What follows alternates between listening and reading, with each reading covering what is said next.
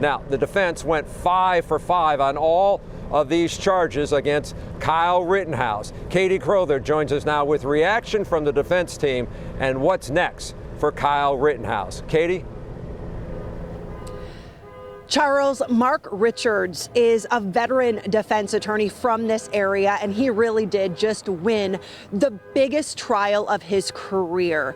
He says he didn't quite understand how big this would be.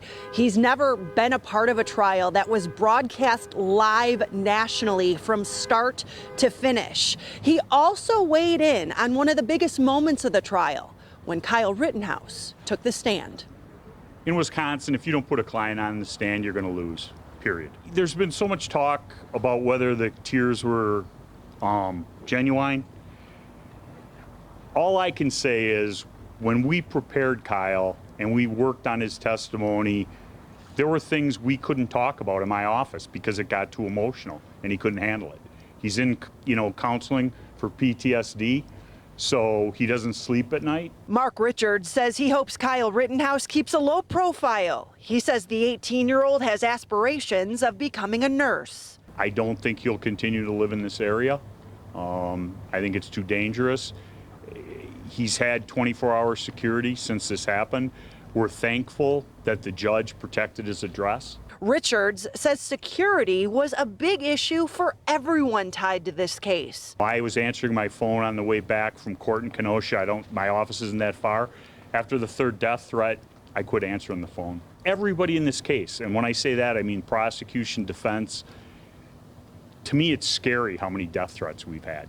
And when I asked Richards what's the biggest thing he'll take away from this trial, his answer was short and simple. I learned I could wait 24 hours for a verdict. In his years as an attorney and more than 100 jury trials, he says he never had a jury deliberate for so long. They didn't have a lot of questions. We had no information that they ever fought.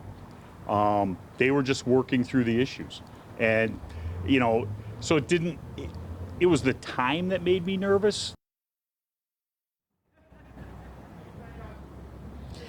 And in the end, the defense prevailed in a big way, as we saw today. Now, Richards also did share some disappointment in the prosecution, saying that they really did put winning over truth and facts.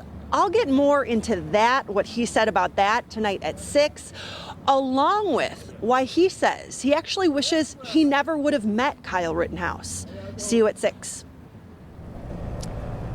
All right, we appreciate that. We have not heard from the prosecution, but they did issue a statement. Lead prosecutor Thomas Minger releasing a statement saying, quote, "While we are disappointed with the verdict, it must be respected. We are grateful to the members of the jury for their diligent and thoughtful deliberations.